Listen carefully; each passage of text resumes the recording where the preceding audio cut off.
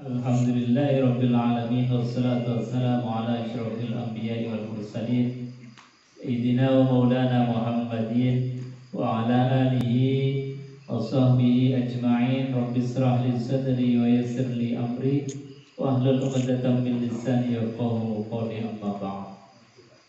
Qala Allah ta'ala fi kitabil karim wa huwa asdaqul qailin. A'udzu billahi samil alim minasyaitonir rajim. Bismillahirrahmanirrahim. Ya ayyuhalladzina amanu taqullaha haqqa tuqatih wa la tamutunna illa wa antum muslimun. Shadaqallahul azim wa shadaqa rasuluhul karim wa nahnu ala dzalika minasyahidin walhamdulillahi rabbil alamin. Bapak Ibu hadirin jemaah pengajian Sabtu pagi yang dimuliakan Allah Subhanahu wa taala. Alhamdulillah, ini masih di bulan Rabiul Awal tanggal 23. Artinya kita masih dalam suasana Maulidur Rasul Sallallahu Alaihi Wasallam. Maka kita niati majelis ini dalam rangka mahabbah, menambah rasa cinta kita kepada baginda Rasulullah, dengan kita belajar hukum-hukumnya Allah, sunnah-sunnahnya baginda Rasulullah Sallallahu Alaihi Wasallam. Karena memang baginda Rasulullah Sallallahu Alaihi Wasallam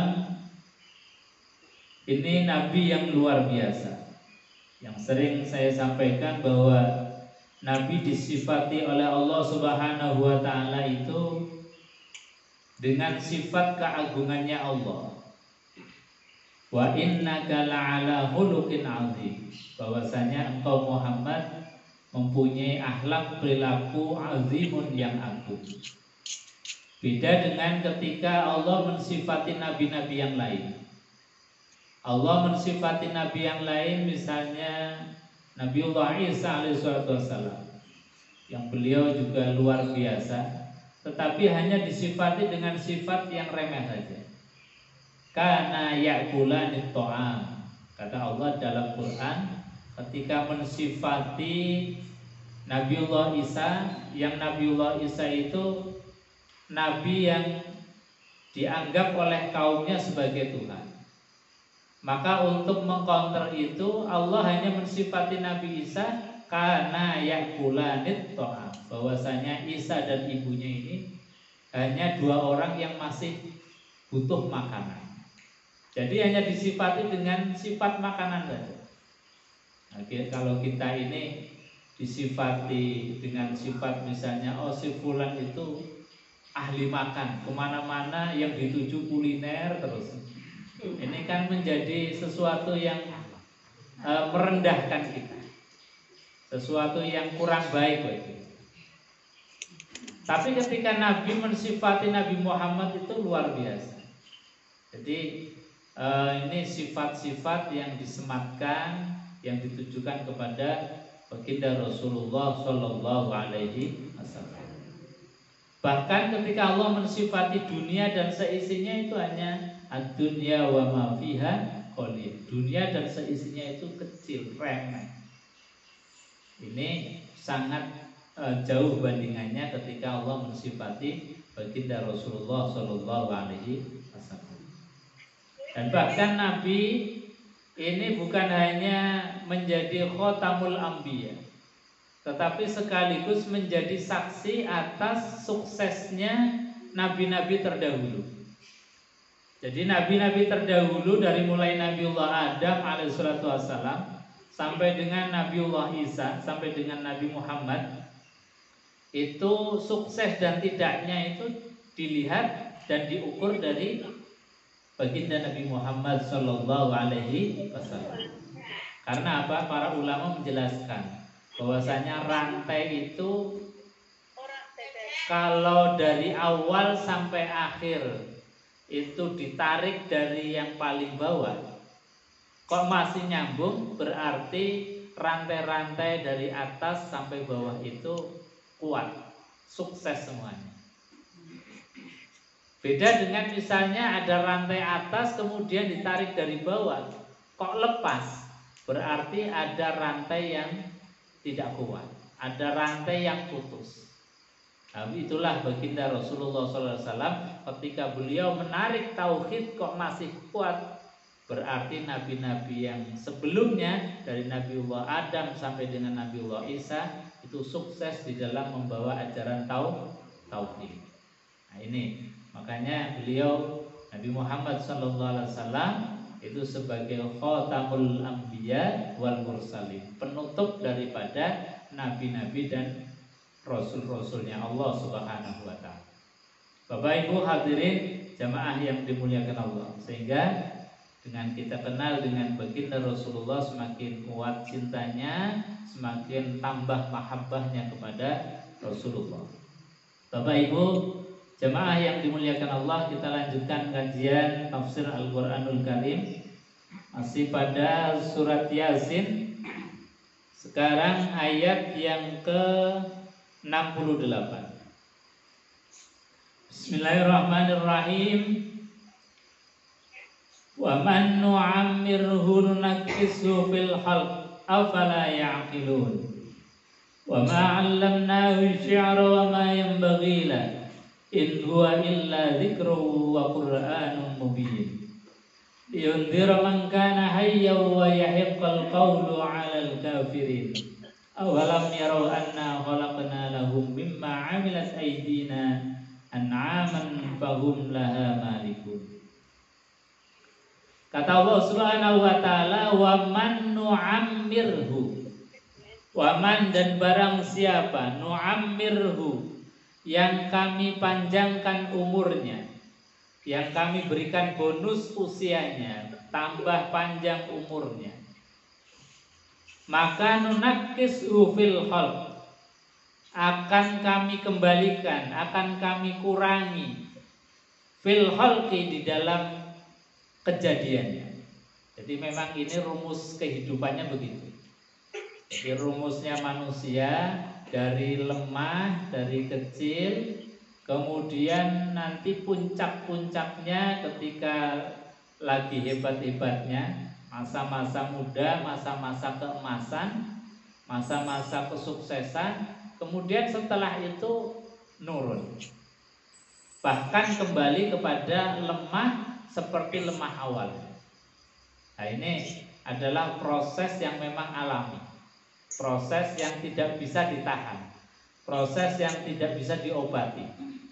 Jadi hebatnya manusia bagaimanapun, kalau sudah mulai tua, mulai renta, ya sudah nggak bisa diobati dengan cara apapun. Ya, menunda itu bisa saja, tapi proses itu pasti. Karena ini Allah sampaikan wa man nu'ammirhu nunakkishu fil khalq. Jadi pastiannya adalah barang siapa yang dipanjangkan umurnya, pasti nunakkishu, akan berkurang fil khalqi, di dalam kejadiannya. Maka ini harus menjadi iktibar kita, menjadi pelajaran bagi kita, bahwasanya orang itu gak akan kuat terus, orang itu gak akan menjadi sukses terus, menjadi super terus, menjadi pemimpin terus, enggak. Maka ini harus menjadi kewaspadaan kita, ayat bagi kita. Yang terpenting adalah watazawwadu fa inna khairaz zadid taqwa. Berbekalah olehmu sekalian, karena sebaik-baik bekal adalah takwa. Karena perjalanannya kita di dunia saja itu grafiknya dari bawah naik kemudian turun. Nah, kalau proses turunnya ini nggak waspada, ini bisa-bisa kita tidak husnul khotimah, malah su'ul khotimah. Na'udzubillah, summa na'udzubillah. Nah ini. Maka di akhir ayat ini Allah sampaikan afala ta'qilun. Wa man nu'ammirhu nunakkishu fil khalq afala ta'qilun. Jadi afala ta'qilun ini menjadi hal yang dititik beratkan atau dititik beratkan oleh Allah Subhanahu wa taala di dalam memahami ayat yang ada di dalam diri kita. Ya Allah, ya kemarin lagi sehat ternyata ini sudah mulai sakit. Kemarin makan apa saja enak, sekarang sudah mulai nikmatnya berkurang. Kemarin jalan saja rasanya itu berkilo-kilo sudah masih mampu, sekarang baru jalan sebentar aja sudah capek. Kemarin gigi masih lengkap, sekarang sudah mulai kemarin rambut masih hitam, sekarang sudah mulai putih. Macam-macam ayatnya dari Allah. Afala ta'qilun, apakah kalian nggak mikir bahwasanya proses hidup pasti akan mengalami. Sehingga apa? Yang ditanamkan di dalam ayat ini adalah janganlah kita kemudian sombong di dalam kehidupan ini. Bahwa orang itu pasti ada masanya. Ada masa muda, ada masa kecil, masa muda, masa keemasan tua, kemudian renta. Nah, hal yang semacam ini harus menjadi pelajaran bagi kita, karena pasti kita kemudian akan kembali kepada zat yang mencipta, yaitu Allah Subhanahu wa ta'ala. Karena apa? Karena hakikatnya manusia itu adalah inna lillahi wa inna ilaihi raji'un. Sesungguhnya kita itu dari Allah dan pasti akan kembali kepada Allah. Roh kita yang dari Allah, bahwasanya ar-ruhu min amri rabbi. Roh ini adalah perkara dari perkaranya Allah dan akan kembali kepada Allah. Jasad kita yang dari tanah nanti akan kembali kepada. Jadi proses penyadaran hidup kita ini dari proses kehidupan ini senantiasa kemudian menjadikan kita hati-hati, menjadikan kita lebih waspada, menjadikan kita lebih ingat kepada zat yang menciptakan kita, yaitu Allah Subhanahu wa ta'ala.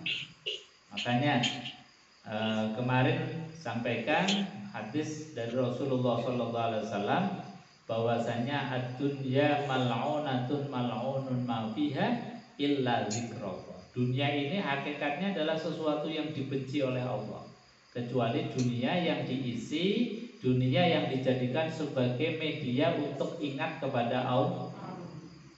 Jadi ngaji semacam ini zikir kepada Allah. Jadi ingat, oh iya, kita ini nggak ada apa-apanya, ini masih sehat, belum tentu besok sehat. Kita pasti menurun, pasti kualitas hidup kita akan menjadi lemah. Jadi rumusnya di dalam surat Yasin itu nunakishu fil khalq, pasti akan nakis, akan kurang, akan dikembalikan kepada proses awal. Proses awal itu ya seperti bayi lagi. Makanya kadang-kadang ada orang tua ditanya, sudah makan belum Bu? Pak? Jawabnya belum. Itu artinya apa? Akan kembali kepada seperti anak-anak, seperti bayi. Pikunnya sudah mulai ditanya sudah makan apa belum, padahal baru saja makan. Ini mulai proses yang disebut sebagai nunakishu fil khalq. Jadi kalau kita membaca ini ayat ini dalam majelis-majelis yasinan ini rasanya ya Allah, iya. Ini kita sekarang masih bisa zikiran, masih bisa tahlilan, masih bisa yasinan. Belum tentu besok bisa yasinan, belum tentu besok bisa zikiran. Akhirnya apa? Akhirnya di dalam zikir itu mantep, menjadi khusyuk. Ya Allah, luar biasa. Mumpung ini masih ada kesempatan, digunakan dengan sebaik-baiknya. Nah ini. Jadi afala ta'qilun ini supaya kita betul-betul memikirkan setiap proses kejadian dan proses hidup kita. Yang kemudian kalau kita memikirkan pasti akan muncul rasa khauf wa qama'ah. Rasa khauf itu takut, jangan-jangan nanti kita akhirnya su'ul khotimah. Sehingga apa? Kita hati-hati, kita banyak ibadah. Wa qama'ah, dan berharap ya Allah, saya sudah sholat, sudah ruku, sudah sujud, sudah memenuhi perintahmu. Maka ya Allah, harapan ini pasti akan dimasukkan ke dalam surga. Sehingga apa? Khaufa wa qama'ah ini senantiasa ada di dalam hati kita. Jadi harap-harap cemas, harap itu karena Allah menjanjikan siapa yang rukuk dan sujud dakhalal jannah, akan dimasukkan ke dalam surga. Dan rasa khawatir karena setiap manusia itu prosesnya macam-macam. Kita sekarang itu bisa rukuk sujud, bisa beriman, bisa sodako, tapi belum tentu di akhir hayat kita itu menjadi husnul khotimah. Maka untuk menjaga husnul khotimah itu butuh istiqomah terus menerus. Ya istighfar terus menerus, ibadah terus menerus, ngaji terus menerus. Supaya apa? Supaya kita dijaga akhir hayat kita menjadi husnul. Sebab yang namanya husnul khotimah itu tergantung dari apa yang menjadi perilaku kita. Kita sehari-harinya biasanya mengucapkan la ilaha illallah, maka di akhir hayatnya pun akan mudah mengucapkan kalimat la ilaha illallah. Kita biasa sedekah, di akhir hidup kita pun dilalah pas sedekah. Kita biasa sholat, dilalah akhir hidup kita juga dalam keadaan sholat, dalam keadaan sujud, dalam keadaan kita ibadah kepada Allah Subhanahu wa Ta'ala. Nah ini, maka kebiasaan-kebiasaan baik untuk mengantarkan kita menjadi baik, mengantarkan kita husnul khotimah itu ini harus punya kesadaran. Jadi menyadarkan kita wa man nu'ammirhu nunakishu fil khalq afala taqil. Wa ma 'allamnahu syi'ra wa ma yanbaghi lah in huwa illa dzikru wa qur'anum mubin. Ini tema yang berbeda. Wa ma 'allamnahu syi'ra wa ma 'allamnahu, dan tidaklah kami mengajarkan kepada Nabi Muhammad asy-syi'ra, yaitu syair-syair. Ayat ini berkaitan dengan klaimnya atau omongannya orang-orang kafir Quraisy yang mengatakan bahwa Muhammad itu adalah ahli syair, ahli membuat kata-kata indah, ahli menghipnotis orang dengan kalimat-kalimatnya. Kan banyak ada orang yang kalimatnya indah, kalimatnya itu menghipnotis orang. Bahkan sampai orang itu nggak sadar dengan ucapan-ucapannya. Nah, jadi orang itu kalau sudah dibujuk rayu, disampaikan kata-kata yang indah, kata-kata yang menggembirakan hati, kata-kata yang menyihir jiwanya. Makanya sanggahan ini kemudian langsung disampaikan oleh Allah Subhanahu wa Ta'ala, bahwasanya Muhammad itu bukan ahli syair, dan yang disampaikan itu bukan syair-syair, bukan syair-syair. Wa ma 'allamnahu syi'ra wa ma yanbaghi lah, dan tidaklah patut syair-syair itu lahu bagi Rasulullah sallallahu alaihi wasallam. Meskipun Rasul itu juga dalam beberapa kesempatan itu pernah bersyair, tapi itu dalam rangka menggugah semangat dari para sahabat. Jadi ketika Rasulullah Shallallahu Alaihi Wasallam itu mau perang Khandaq. Perang Khandaq itu perang yang dengan strategi parit, strategi membuat lubang yang lebar, membuat parit yang dalam dan lebar supaya tentara lawan itu tidak mudah untuk menyerang, jadi terhambat. Bahkan kuda-kuda dari musuh yang terbaik pun tidak bisa melompati. Ini perang Khandaq yang luar biasa. Nah, di perang Khandaq itu Rasul pernah bersyair. Jadi tapi syairnya itu syair untuk membangkitkan semangat. Tetapi itu bukan Quran. Jadi itu bukan ayat Quran. Jadi sanggahan yang dimaksud di dalam ayat ini wa ma 'allamnahu syi'ra wa ma yanbaghi lah, itu adalah ayat yang kaitannya turun ketika Nabi dituduh menjadi penyair. ketika ayat Quran itu dianggap sebagai syiiran. Nah, kemudian turun ayat ini. Wa ma 'allamnahu syi'ra wa ma yanbaghi.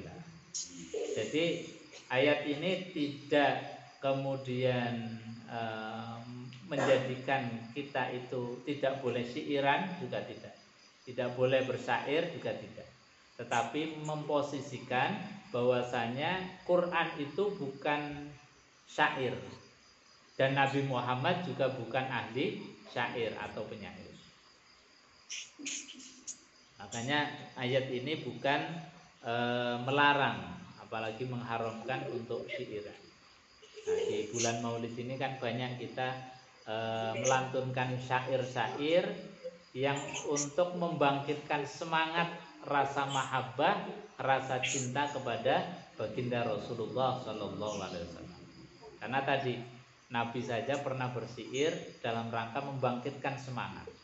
Jadi semangat juang, orang lagi capek, kalau disemangati dengan syair-syair itu kan jadi tambah energi, tambah kekuatan. Sama juga misalnya orang lagi jihad, lagi demo, itu kalau dikasih semangat syair-syair itu kan semangatnya jadi tambah. Orang lagi berperang dulu, zaman jihad, resolusi jihad, itu juga dengan yel-yel semangat, ada syairan, sholawatan, itu dalam rangka untuk membangkitkan semangat. Dan sekali lagi ayat ini tidak menghalangi atau tidak melarang seseorang itu untuk bersolawat atau bersyair. Tetapi ini ayat dalam rangka untuk mengcounter, untuk menjawab sanggahan, untuk menjawab dari sangkaan orang-orang kafir Quraisy bahwasanya Quran itu syair, Nabi Muhammad itu penyair. Maka dijawab oleh Allah, wa ma 'allamnahu syi'ra wa ma yanbaghi. Dan kami tidaklah mengajarkan kepada Muhammad asy-syi'ra syair, wa ma yanbaghi dan tidak patut syair itu bagi Rasulullah sallallahu alaihi wasallam. In huwa, kemudian dijawab oleh Allah Subhanahu wa taala, in huwa, tetapi Al-Qur'an itu kata Allah, illa dzikrun wa qur'anum mubin, kecuali adalah zikir. Jadi Quran itu bukan seperti apa yang disangkakan oleh orang-orang kafir, tetapi kecuali bahwa Quran itu adalah zikrun, sebagai pengingat, sebagai zikir kita, sebagai rambu-rambu bagi kita. Wa Qur'anum mubin, dan juga sebagai bacaan yang jelas, sebagai pelajaran yang sangat nyata. Jadi Quran disifati oleh Allah sebagai zikrun wa Qur'anun. Quran itu ya zikir. Makanya afdhalul zikri qiraatul Quran. Sebaik-baiknya atau yang paling utama dari zikir adalah membaca Al-Quran. Jadi kalau kita membaca Al-Quran, yaitu sudah zikir. Kita menghatamkan Al-Quran dari awal surat Fatihah sampai An-Nas, itu juga zikir. Makanya di sini ada majelis khataman Quran, itu bagus sekali. Ini sudah khatam berapa kali, Pak? 2 kali. Nah, itu luar biasa. Ini majelis ilmu ditambah lagi majelis zikir. Sebab kalau nggak dipaksa untuk ngaji ya kadang-kadang ya susah. Tapi dengan berjamaah, berkelompok, apalagi disemangati dengan di-share di grup, itu bagian daripada menyemangati kita berzikir. Yang asalnya ketemu malesnya, tapi kalau kita diingatkan lagi, oh ya belum ngaji ya, nah, kemudian jadi semangat lagi. Kalau sudah begitu terus, nanti akan menjadi habit, menjadi kebiasaan, menjadi akhlak. Jadi kalau sudah terus menerus, yang awalnya itu rodo kepeksa, agak terpaksa karena karena nggak enak sama teman, sama jamaah yang lain, akhirnya kemudian karena keterpaksaan itu jadi biasa. Kalau sudah biasa menjadi akhlak. Jadi kalau sudah jadi akhlak, nggak baca Quran itu rasanya ada sesuatu yang kurang. kok belum baca Quran ya, kok rasanya ada yang kurang. Nah, ini kalau berarti sudah jadi akhlak kita, sudah menjadi tabiat kita, karakter kita. Makanya karakter itu dibangun dari pertama keterpaksaan, dari paksaan, dari desakan, dari nggak enak sama teman, kemudian muncul jadi biasa, akhirnya jadi karakter. Jadi alhamdulillah ini hal yang baik, hal yang perlu dilestarikan. Meskipun ya awalnya tadi dia di-share, kadang-kadang ada orang ngaji kok di-share kayak gitu, kemudian ya nggak apa-apa, awalnya itu bagian dari tarbiyah kita, pendidikan. Nanti kalau sudah terbiasa, sudah menjadi tabiat kita, menjadi akhlak kita, akhirnya ya sudah nggak kepikiran lagi. Yang kepikiran adalah alhamdulillah sudah bisa ngaji. Nah ini, jadi Quran itu disifati zikrun wa Qur'anun mubin, sebagai zikir, sebagai pengingat, sebagai pelajaran, wa Qur'anun dan bacaan. Sehingga Al-Qur'anul Karim mengapa disebut sebagai wa Qur'anun, karena memang dibaca.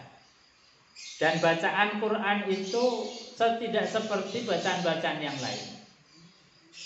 Termasuk tidak seperti bacaan sholawat. Kalau Quran setiap hurufnya itu diberikan pahala 10 ganjaran. Satu hurufnya diberikan ganjaran 10 ganjaran. Sholawat tidak demikian. Sholawat hanya globalan saja. Tidak setiap huruf diganjar. Nah, ini bedanya Quran. Jadi Quran luar biasa. Setiap hurufnya, kata Rasulullah SAW, tidaklah alif lam mim itu satu huruf, tetapi alif sendiri, lam sendiri, mim sendiri. Dan setiap hurufnya itu diberikan pahala 10 kali lipat. Kalau kita sudah membaca Fatihah saja sudah berapa huruf? Kita membaca surat Al-Baqarah, membaca 1 juz itu sudah berapa huruf saja. Nah, ini Quran yang beda dengan bacaan-bacaan yang lain, termasuk beda dengan sholawat, termasuk beda dengan kita membaca buku-buku, sangat jauh. Nah, ini yang disebut sebagai in huwa illa dzikru wa Qur'anum mubin. Nah, fungsinya apa? Al-Quran itu diturunkan oleh Allah Subhanahu wa Ta'ala.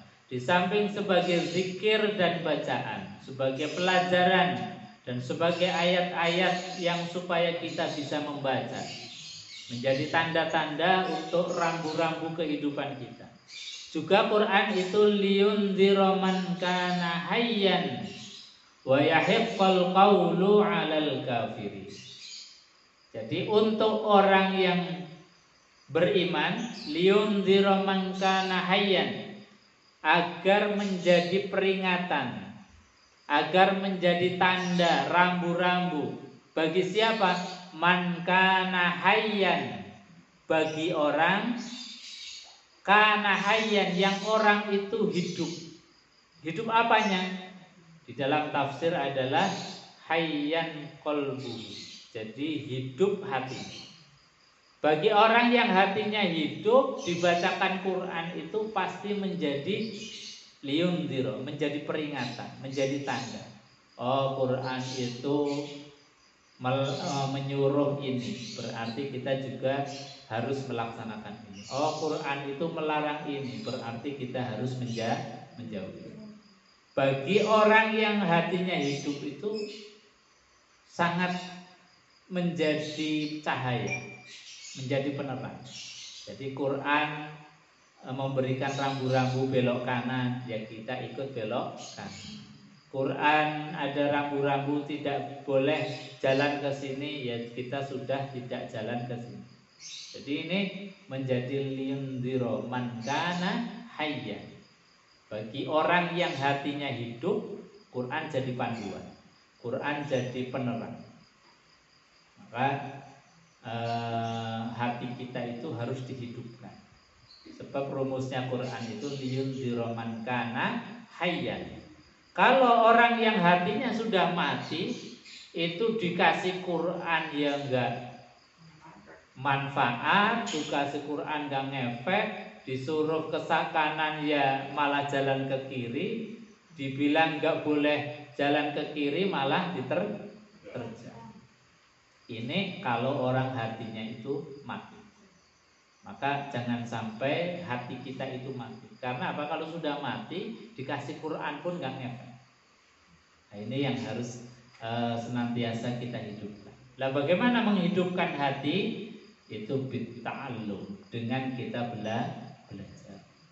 Sebab kalau kita itu enggak belajar, itu ya rasanya sudah benar terus.